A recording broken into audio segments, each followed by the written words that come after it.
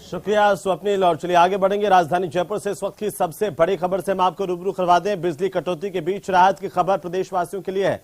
बिजली का उत्पादन शुरू हो गया है। सूरतगढ़ में 660 मेगावाट की सुपर क्रिटिकल इकाई से उत्पादन शुरू होने की जानकारी इस वक्त सामने आ रही है। बड़ी खबर है न्यूज 18 राजस्थान पर। सबसे पहले हम आपको बता दें, सबसे बड़ी खबर इस वक्त की, बिजली उत्पादन एक इकाई से शुरू हुआ है। सूरतगढ़ में 660 मेगावाट की सुपर क्रिटिकल इकाई ने अपना उत्पादन बिजली का शुरू कर दिया है।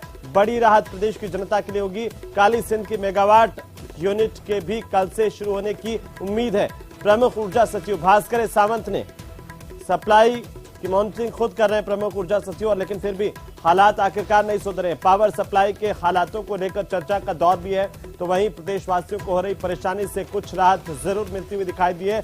सबसे बड़ी राहत की बात यह है कि यहां पर एक इकाई से उत्पादन बिजली का शुरू हो गया है। ऊर्जा सचिव भास्कर सावंत खुद सप्लाई की मॉनिटरिंग कर रहे हैं। चलिए आगे बढ़ेंगे। 24 दिसंबर को होने वाले आरसीए के चुनाव अब रोचक मोड़ पर आ गए हैं। आपको बता दें कि जब वैभव गहलोत के सामने उन्हीं के जिला संघ के सचिव की ओर से अध्यक्ष पद के लिए अपनी ताल ठोक दी गई है। वैभव के विरोधी गुट ने प्रस्तावक की भूमिका भी अदा की है और इस दौरान मान मनोबल भी देखने को मिली। ये खास रिपोर्ट देखिए। 24 दिसंबर को बड़ा इम्तिहान, बड़ा ही रोचक हुआ घमासान। मैदान में उतर आए दावेदार। किसको मिलेगी आरसीए की कमान? 24 दिसंबर को राजस्थान क्रिकेट एसोसिएशन के होने वाले चुनाव को लेकर दावेदारों ने ताल ठोक दी है। उम्मीदों के अनुरूप वैभव गहलोत ग्रुप की ओर से अध्यक्ष पद के लिए वैभव गहलोत ने नामांकन किया, तो उनके ग्रुप से रतन सिंह ने उपाध्यक्ष और भवानी समोता ने सचिव पद के लिए अपने अपने पर्चे दाखिल किए। इसके अलावा संयुक्त सचिव पद के लिए राजेश भड़ाना, एग्जीक्यूटिव मेंबर के लिए फारूक मोहम्मद और कोषाध्यक्ष पद पर रामपाल शर्मा ने अपनी अपनी दावेदारी पेश करते हुए पर्चे दाखिल किए। इसी तरह विरोधी खेमे से अध्यक्ष पद पर मुकेश शाह, उपाध्यक्ष पद पर भी मुकेश शाह, सचिव पद पर आरएस नांदू, जबकि कोषाध्यक्ष पद के लिए विनोद सारण, एग्जीक्यूटिव मेंबर के लिए अरुण सिंह और संयुक्त सचिव पर शत्रुघ्न तिवारी ने नामांकन पत्र दाखिल किए। लेकिन नामांकन के दौरान रोचक मोड़ उस समय आया जब राजसमंद जिला क्रिकेट एसोसिएशन के सचिव गिरिराज सनाडे ने भी आरसीए के अध्यक्ष पद के लिए अपना पर्चा दाखिल कर दिया। हालांकि आरसीए के अधिकारियों ने उन्हें मनाने की भी कोशिश की, लेकिन गिरिराज ने कहा कि चुनाव लड़ने का अधिकार सभी को है। उन्होंने कहा न तो वह किसी गुट से हैं और न ही उनके पास किसी का सपोर्ट है। नागौर जिला क्रिकेट संघ के सचिव और राजस्थान क्रिकेट एसोसिएशन चुनाव में सचिव पद पर प्रत्याशी राजेंद्र सिंह नांदू ने भी कहा कि किसी को चुनाव लड़ने के अधिकार से वंचित नहीं किया जा सकता। नहीं, हमने अपनी पूरी टीम भावना से करेंगे जी, और टीम भावना से इसको जीतने की कोशिश करेंगे, अपना पूरा प्रयास करेंगे। और जैसे नांदू जी ने बताया, जो ये क्रिकेट के प्रति जो नुकसान हो रहा है, गंदगी हो रही है, इसको दूर करने का प्रयास करेंगे और अपना पूरा प्रयास है। लोग मेरी गुडविल पे, मेरे नाम से लोगों को पता है मैं किस तरह का आदमी हूँ, तो उसका बेनिफिट मिलेगा हमें। तो हमारा जो काम है वो यही है भी क्रिकेट को जिंदा करे कैसे न कैसे वापस। ये जो इतने बार जो इलेक्शन जो मैच होते थे जो होने बंद हो गए हैं, वो दोबारा शुरू कराएं तो जयपुर की जनता को आनंद है, राजस्थान की जनता को आनंद है। हमने तो उनको बीसीसी में भेजा, गिरिराज जी को। हमने उनको सेक्रेटरी का चार्ज दिलाया, उस टाइम यहाँ ताड़े तोड़ कर सेक्रेटरी का बनाया। तो हमने कोई गलती नहीं की है। हमको छोड़ करके, हमारे साथ धोखा दे करके, हमारे पूरे ग्रुप को छोड़ करके गिरिराज जी गए थे, हम नहीं गए थे। अब वो कह रहे हैं मैं माफी मांगना चाहता हूं। मैं माफी ले ली तो मोदी तो चला गया क्रिकेट छोड़ करके, और हम तो आज भी भटक रहे हैं भाई ग्राउंड पे। हमारे से किस बात की माफी? आप हमारे भाई हो। वहीं वैभव गहलोत ने नामांकन करने के बाद विधानसभा अध्यक्ष सीपी जोशी को धन्यवाद दिया। वैभव ने कहा कि आरसीए ने पिछले दिनों राजस्थान क्रिकेट प्रेमियों के लिए अच्छा काम किया है। आईपीएल मैच शुरू करवाए, जोधपुर के बरकतुल्ला खां क्रिकेट स्टेडियम और जयपुर के दिल्ली रोड स्थित स्टेडियम का काम करवाया, और आगे भी हम राजस्थान क्रिकेट के लिए काम करते रहेंगे। नहीं, बिल्कुल तमाम जिला संघों के सहयोग और सबके आशीर्वाद से और आप सबके बेस्ट विशेस से जरूर मैं वापस मुझे मौका मिलेगा। आदरणीय डॉक्टर सीपी जोशी साहब ने जो ये मौका दूसरी बार मुझे देने जा रहे हैं, वो अपने पैनल से निश्चित तौर पे हम लोग और भी क्रिकेट की बेहतरी के लिए कार्य करेंगे। 24 दिसंबर को होने वाले चुनाव के लिए दाखिल पर्चों की स्क्रूटिनी 21 दिसंबर को होगी। जबकि 23 दिसंबर को शाम 5 बजे तक नाम वापस लिए जा सकेंगे। 24 दिसंबर को दोपहर 1 बजे से शाम 4 बजे तक वोटिंग होगी। वोटिंग के बाद इसी दिन मतगणना होगी और रिजल्ट भी जारी किया जाएगा। इस चुनाव के लिए सेवानिवृत्त IAS सुनील अरोड़ा को चुनाव अधिकारी नियुक्त किया गया है।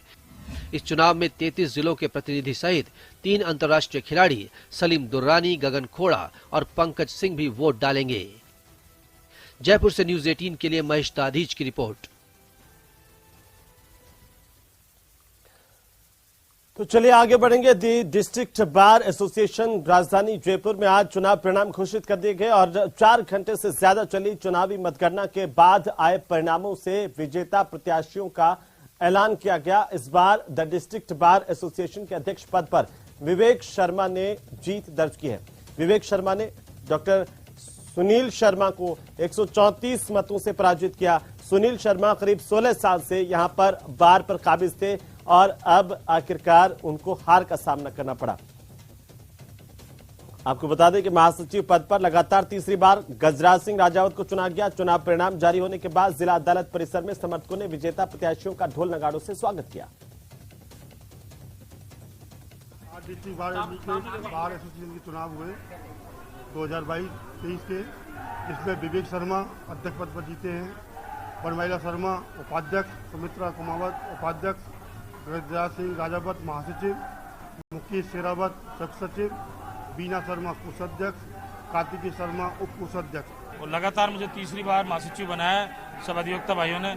मैं अधिवक्ता हित में सदैव तैयार हूँ। आगे जो रूपरेखा है सबसे ज्यादा मेरे अधिवक्ता वेलफेयर के संदर्भ में है और हम प्रयास करेंगे राजस्थान सरकार से अधिवक्ताओं को ज्यादा से ज्यादा वेलफेयर के संदर्भ में सहायता मिले। चलिए आगे बढ़ेंगे और इसी बीच राजधानी जयपुर से बड़ी खबर मिल रही है, जहां पर मुआना इलाके में एक महिला से सामूहिक दुष्कर्म यानी कि गैंगरेप की जानकारी सामने आ रही है और 3 लोगों ने यहां पर गैंगरेप को अंजाम दिया है। राजधानी में महिला के साथ गैंगरेप हुआ है। मुआना इलाके से यह सबसे बड़ी खबर है। 3 लोगों पर आरोप है कि गैंगरेप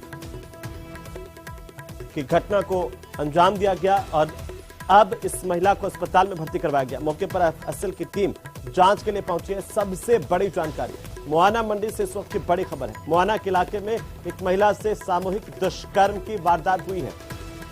ज्यादा जानकारी के साथ हमारे संवाददाता राजधानी जयपुर से विष्णु शर्मा फोन लाइन पर हैं। विष्णु, क्या जानकारी राजधानी से गैंगरेप की खबर आ रही है? देखिए, अब तक राजस्थान का जो नाम है वो महिला अपराध में हमेशा उछलता हुआ है, लेकिन इस बीच राजधानी जयपुर में एक खबर आई है जिसमें कहा गया है कि करीब 35-40 वर्षीय जो महिला है उसके साथ में गैंगरेप का मामला सामने है, जो जयपुर के मुआना इलाके से है और जयपुर के मुआना थाना इलाके में ही ये मुकदमा आज दर्ज हुआ है, जिसके बाद पुलिस ने एफएसएल टीम को जांच के लिए बुलाया गया है और इस वक्त एफएसएल की टीम जांच करके वहां से जो आसपास के तथ्य जुटा रही है। लेकिन अब तक की पड़ताल में यही सामने आया कि जो महिला थी वो मुहाना इलाके में कॉलोनी में रहती थी, उसमें शायद उसके साथ एक बच्चा भी है। और आज करीब सुबह 5:30 बजे के पास में जब महिला अपने घर के पास से खेत में फ्रेश होने के लिए गई थी, टॉयलेट करने के लिए गई थी, तभी आसपास के रहने वाले कुछ अज्ञात 3 लोगों ने उसको पकड़ लिया और जबरन जब उसके साथ गलत काम करने की कोशिश की, तब विरोध करने पर महिला के साथ सबसे पहले मारपीट की और उसके बाद में महिला के साथ फोकेला पा करके उसके साथ सामूहिक गैंगरेप की वारदात को अंजाम दिया गया, जिससे महिला की तबीयत बिगड़ गई। काफी लहूलुहान हालत में होने की वजह से उसकी हालत बिगड़ गई और अब महिला को सांगानेरी गेट स्थित महिला चिकित्सालय में एडमिट करवाया गया है, जहां पर उसका उपचार चल रहा है और पुलिस की टीम मुकदमा दर्ज करके इस पूरे मामले में आरोपियों की तलाश कर रही है, लेकिन अभी तक आरोपियों का नामजद नहीं किया जा सका है। जी चलिए, बहुत शुक्रिया विष्णु तमाम जानकारी के लिए। लगातार नजर बनाए रखिए, अपडेट हम आपसे लेते रहेंगे। ये बड़ी घटना है, राजधानी में भी गैंगरेप की घटना मुआना के इलाके से मिली है, जहां पर पुलिस जांच कर रही है। तो चलिए आगे बढ़ेंगे और अब बात करेंगे 360 गांव की महापंचायत की। पांचना बांध पर 360 गांव की महापंचायत को लेकर के सबसे बड़ी जानकारी आपको बताएं कि करौली के पांचना बांध से नहरों में पानी छोड़ने को लेकर के आए हाईकोर्ट के आदेश के बाद इलाके के किसानों की ओर से महापंचायत का आयोजन किया गया और महापंचायत में किसानों ने पहले पांचना बांध क्षेत्र के 39 गांव, नदी तट के 360 गांव के किसानों को पानी देने की मांग की है। महापंचायत में मांगे पूरी नहीं होने तक बांध पर चल रहा पड़ाव भी जारी रहेगा और 1 जनवरी को फिर से बांध पर महापंचायत के आयोजन का फैसला यहां से किया गया है। साथ ही सरकार के विरोध का निर्णय किया गया है।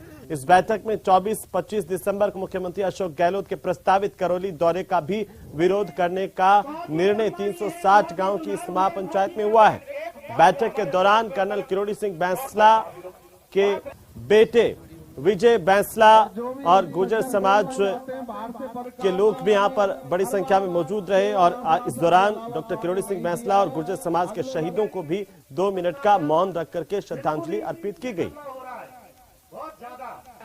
बांध पे हमारी निगरानी पिछली 10 तारीख से चल रही है और हमारा कंटिन्यू महापड़ाव है।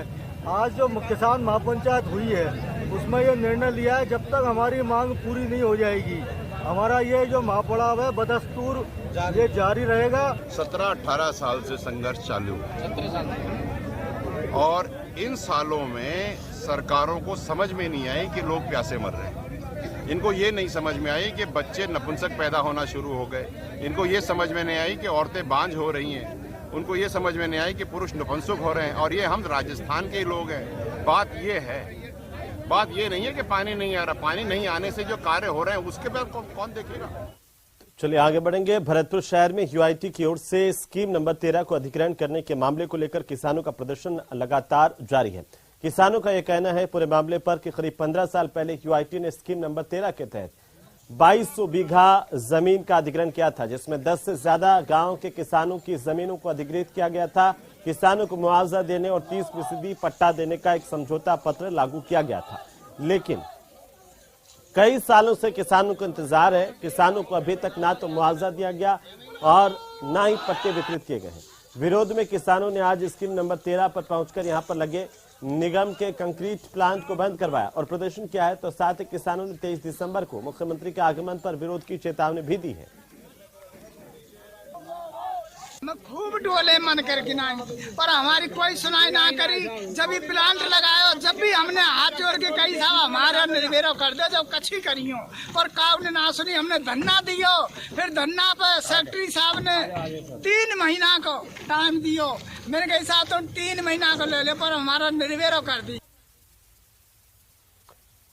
तो वहीं भरतपुर में राजस्थान लोक सेवा आयोग की वरिष्ठ अध्यापक प्रतियोगी परीक्षा 21 दिसंबर से शुरू होगी। 27 दिसंबर तक ये परीक्षा चलेगी। आपको बता दें कि 86 परीक्षा सेंटर्स यहां पर बनाए गए हैं। अलग अलग पारियों में परीक्षा का आयोजन होगा। 154 पर्यवेक्षकों को यहां पर परीक्षा सेंटर्स के लिए नियुक्त किया गया है। कल सुबह 9 बजे से परीक्षा की शुरुआत होगी। दोपहर को 2 बजे से परीक्षा की दूसरी पारी का आरंभ होगा। सुरक्षा के कड़े इंतजाम कर लिए गए हैं। तमाम तैयारियां पूरी कर ली गई हैं।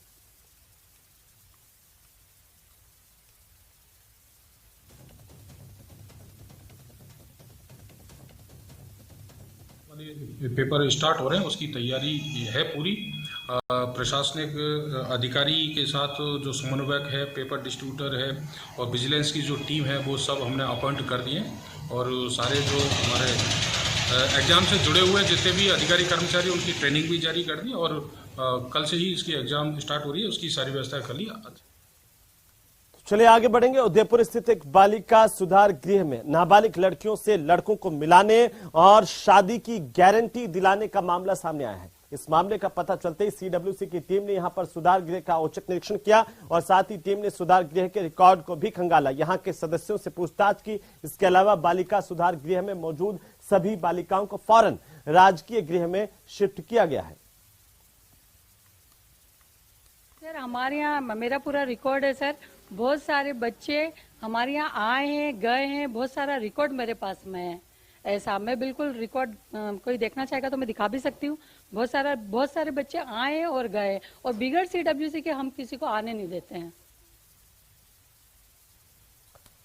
तो चलिए अब बात करते हैं राजधानी जयपुर के नाहरगढ़ बायोलॉजिकल पार्क की, जहां पर मौजूद जंगली जानवरों को ठंड से बचाने के लिए आखिरकार किस तरह के जतन किए जा रहे हैं, देखिए हमारी इस खास रिपोर्ट में।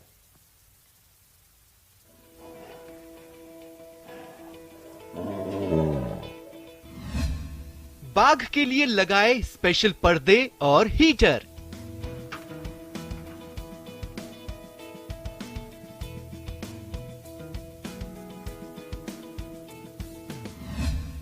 भालुओं को मिल रहा है उबला हुआ अंडा।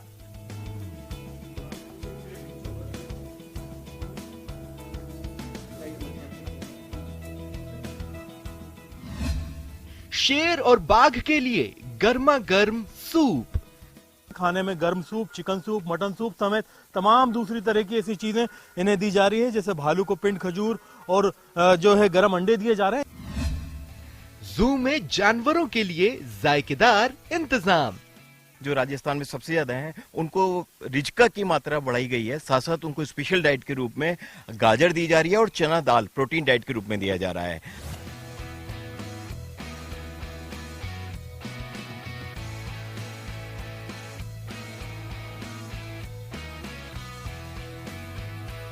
यहाँ आप देख सकते हैं कि बायोलॉजिकल पार्क में खास तौर पर जो तेज ठंड से वन्य जीवों के बचाव के लिए पर्दे लगा दिए गए हैं, अलाव के हीटर के इंतजाम शुरू कर दिए गए हैं और वन्य जीव। तो चलिए आगे बढ़ेंगे और इसी बीच सीकर से सबसे बड़ी खबर मिल रही है, जहां पर एसीबी ने बड़ी कार्रवाई की है। नगर पालिका का जेईएन दिनेश मीणा ट्रैप किया गया है। 1 लाख रुपए की रिश्वत लेते हुए नगर पालिका जेईएन की गिरफ्तारी हुई है। 2 दलालों को भी एसीबी ने ट्रैप किया है। इन दलालों के पास से 5 लाख रुपए की राशि बरामद हुई है। सबसे बड़ी खबर न्यूज़ 18 राजस्थान पर सबसे पहले सबसे तेज। शुक्रवार को भी 50,000 रुपए लिए थे घूस के और कार्रवाई के दौरान एसीबी की टीम से चुरा करके जेईएन भाग छूटा। 2 दलालों को भी एसीबी की टीम ने गिरफ्तार किया। सीकर से सबसे बड़ी खबर है, भ्रष्टाचार निरोधक ब्यूरो की टीम ने ये बड़ी कार्रवाई की है। एसीबी की गाड़ियों में तोड़फोड़ भी की गई है। आरोपी दिनेश मीणा उसके साथियों ने तोड़फोड़ की गाड़ियों में, इसके बाद मौके से फरार हो गए। जिले भर में एसीबी की टीम ने पुलिस से नाकाबंदी करवाई है, जहां पर अब फरार आरोपियों की तलाश इस वक्त की जा रही है।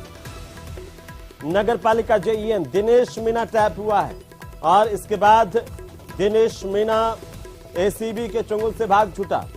बड़ी जानकारी सीकर से सबसे बड़ी खबर है। आपको बता दें कि नगर पालिका का जेईएन दिनेश मीणा ट्रैप किया गया है। ज्यादा जानकारी के साथ हमारे सहयोगी सीकर से संवाददाता संदीप हुड्डा फोन लाइन पर। संदीप, बड़ी कार्रवाई एसीबी की, क्या जानकारी है? देखिए बिल्कुल हेमंत, ये खाटू श्याम जी के जेईएन हैं नगर पालिका के दिनेश मीणा। इन्होंने जो बताया ये जा रहा है, एसीबी के अधिकारियों ने जो बताया उसके मुताबिक कोई ठेकेदार है, उसके जो बिल पास करने की एवज में घूस की मांग करी थी, जिसमें से 2 जो बड़े दलाल हैं वो भी सामने आए हैं और 50,000 रुपए शुक्रवार को रिश्वत के लिए थे और 1 लाख रुपए। जी संदीप, बहुत शुक्रिया।